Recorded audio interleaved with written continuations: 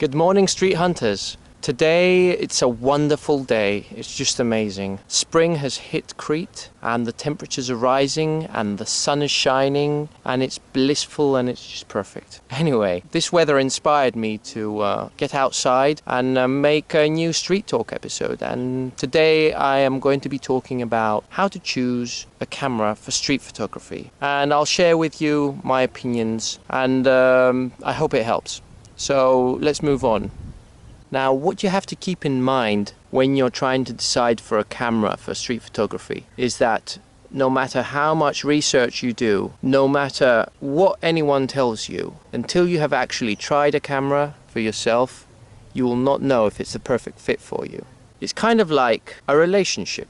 You have to take a leap of faith. You know, you feel that something's there, you think that it might work, it might not work, but the only way to find out is to actually try it out for yourself. So that's the kind of approach you should have when you're out in search for a camera for street photography. What do I look for in a camera for street photography? First of all, size is very important for me. I want my camera to be smallish. It doesn't have to be a compact camera, but it has to be smallish, kind of like the size of my X Pro 1 here. This is as big as a camera as I would ever get. And the reason for this is not only because it's small in size and discreet, but also because when a camera is small, it's usually light as well, which means that you can carry it around for longer periods of time than if you were carrying around, for example, a DSLR. Of course, if you're a compact camera guy or girl, then a camera like the X Pro 1 would be too big for you. So things you have to consider, first of all, in my opinion, are size and weight. After you have determined what size and weight about you want your camera to be, and you've narrowed down the selection of cameras that you're interested in, you can move on to the next. Sorry, that was a notification from my phone. So once you have decided about what size you want your camera to be and what weight, and you've narrowed down the selection of cameras to fewer before making that selection, before making that decision, the next thing I think you should consider when buying a camera for street photography is the color. So if you're a street photographer that prefers to be discreet, hides in the shadows, you don't want people to see you, it's better if you purchase a camera that's black. That way you'll blend into the shadows, you'll disappear easier than if you had, for example, a silver camera. Imagine being in a country like Greece, okay, where the sun is bright and shining, and you've got a nice silver camera, and you're about to take a photograph, and the sun bounces off your silver camera right into the eye of your subject. Yeah, that wouldn't be a very good situation, would it? They would see you instantly. But then again, you might take advantage of that. While they're blinded by the light, you can take their photograph. But no. So yeah, think about the color. And once you've thought about the color, you'll notice that your selection will get narrowed down even more. And then another thing that I always take into account when I'm looking for a camera for street photography is if I can use it with one hand. So, for example, my compact Ricoh GR, it's got the best ergonomics I've ever seen in a camera. I can use it with one hand and with my eyes closed. It's just amazing. The Fuji X Pro 1, if I set my focus to zone focus or hyperfocal distance, yes, I can use it then with just one hand. All I have to do is use my fingers here to change shutter speeds whenever I feel like it.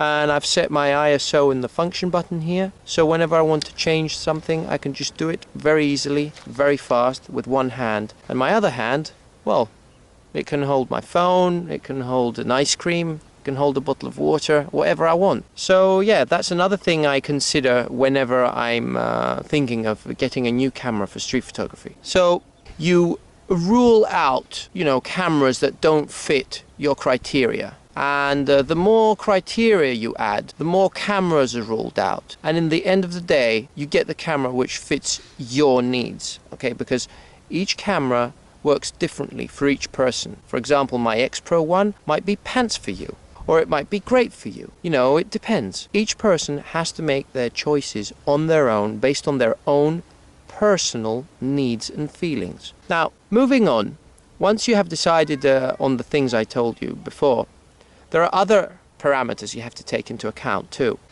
I like my cameras to be silent. Yeah, I shoot with a flash. So why would I want my camera to be silent? But there are days when I don't shoot with my flash. And when I don't shoot with my flash, I want my camera to be silent. If it can be dead silent, like the Ricoh GR that has a leaf shutter, perfect. If it's just got a nice, very soft mechanical click, like the X Pro 1, which is not dead silent, but it's very, you know, it's not loud at all, perfect. But I remember my previous camera, the Sony Nex 6, even though it was a very capable camera, that shutter was just too loud, too loud. I mean, I remember using a 50mm equivalent lens, and my subjects were quite far away, and they could still hear my shutter go click. So yeah, that was one of the reasons why I gave up my Sony. Now moving on, some of us consider autofocus to be very important. Some of us don't consider autofocus to be very important. For example, as far as I'm concerned, both my cameras, the Ricoh GR and the Fuji X Pro 1, have average to not so good autofocus. If it's bright daylight, it's okay, but if it's anything less than bright daylight, they kind of struggle. And I won't even get into the conversation about shooting autofocus in low light with those cameras. It's just nearly impossible, right? Especially if you're not using the autofocus illuminator. So if you're a person who considers autofocus to be a very important thing, you should take that into account as well. You should look into the reviews and see which of the cameras that have been left into your list actually fit the bill. Which of the cameras can shoot well using autofocus. And then you can discard the cameras that have issues with autofocus. Moving on, the other thing that's important, if you're not an autofocus guy, is if you can set manual focus, if you can set a zone focus. So that is very important for me, for example. And that is why I use both the Ricoh GR and the X Pro 1s, because I can set my zone focus very easily. On the Ricoh GR, I just use the snap function, which is just amazing. If you need more details about the snap function, just let me know in the comments below and I'll explain more. And with the Fuji, well, I just use a DOF application, a depth of field application, and I set my zone focus. You can check out the relative video. We have made a video about zone focus and hyperfocal distance. You can just check it out. The link should appear above my head somewhere now. Just click on it. That's how I shoot. So I shoot using zone or hyperfocal. So that for me is very important. I need the camera that I get for street photography personally to support this. Another thing that I'm interested in when I'm thinking about buying a camera for street photography is if it will accept an external flash. So because I'm a flash street photographer, 50% flash street photographer, 50% non-flash street photographer, it is very important for me that my camera supports an external flash, because I like using off-camera flashes to create dramatic light situations, especially during the night time. But I also use the flash in the daytime as well if I want to fill, if I want to shoot against the sun and I want to illuminate my subjects' faces. I use a flash then. Even though you can do this with an onboard little flash, a pop-up flash in a compact camera, I still find that external flashes are much more capable and you can become much more creative. So this is another thing that I consider very important, and I urge you to think about too, if you're a flash photographer. And talking about flash photography, you should also consider what speed your flash sync is. When you buy a camera for street photography and, for example, it only syncs at 1/100th of a second, that's going to create problems for you. For example, my X Pro 1 syncs at 1/180th, so that's okay.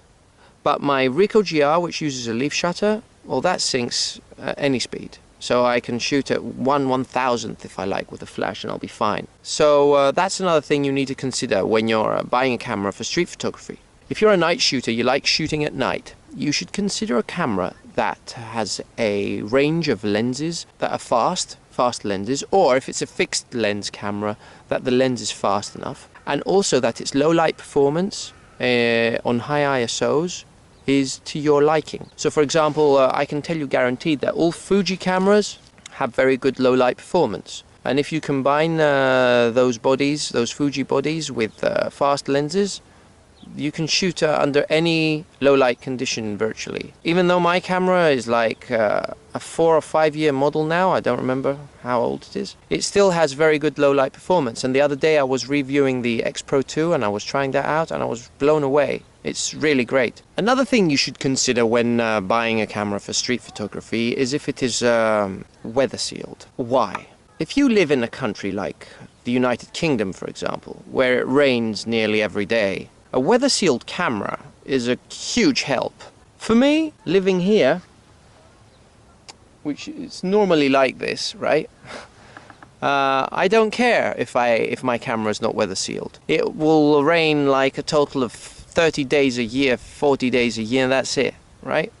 So I just make sure not to go outside on those days when it's raining. And I shoot during the other days when it's sunny. But as I said before, if you live in a country like the UK, then you should consider a weather sealed camera, just so you're sure that it doesn't go bust too fast and you need to buy a new one very soon. Now, other things that that people consider, which I don't think are very important, but I will mention anyway, is the sensor size. Many people think that the bigger the sensor, the better the image quality. Well, I think that anything from micro four thirds and above delivers amazing quality photos. And it's all got to do with the glass you use, of course, because all the sensors now are really top-notch. I mean, I don't think there are really any sensors in any modern cameras that are pants anymore. All you have to do is, you know, just get some good glass and you'll be fine. Another thing that many people consider when buying a camera for street photography is that it shoots big files. At least, I don't know, 16 megapixels, okay? Well, to tell you the truth, I have shot quite a few photos with my Ricoh GR cropped to 35mm, and that's 10 megapixels, and the image quality is just excellent. Okay, I can at 10 megapixels. Just let me tell you that you can print, you can present on the screen, you can do whatever you like with 10 megapixels. Now, if you're a pixel peeper, if you're a person who likes just zooming into a photograph and looking at the pixels and seeing if everything is sharp, well, if that's what you like doing, then you should go for the cameras that deliver bigger image files. For example, the X Pro 2, which I reviewed the other day, delivers 24 megapixel files, and the raw files have so much information inside. They're 50 megabytes each. Massive. Oh, someone's calling me. But still, there are so many things to consider when buying a camera for street photography, such as, does it have a viewfinder? Is that important for you? Does it have a tilting LCD screen? Or does it have image stabilization? Well, I think all these things are things that you should, you know, think about and process in your brain. And at the end of the day, you'll see that the selection of cameras will have narrowed down so much, you'll be down to 2 cameras, 3 cameras max. Once you're down to 3 cameras, then the easiest thing to do is, if there's a camera store close to you, to go and try them all out. If that is not a possibility, then talk with friends, talk with other photographers, ask for their opinions, and then take the leap of faith.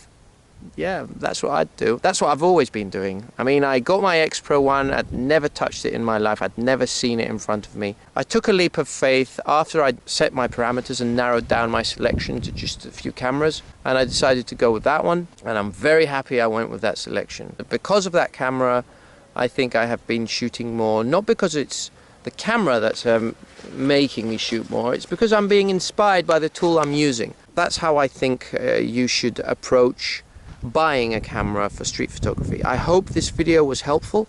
I hope I didn't go on and on and on for too long. Until next time, I wish you all to be well and stay sharp and keep shooting. Thanks for watching. Subscribe and like, guys. Okay, subscribe and like.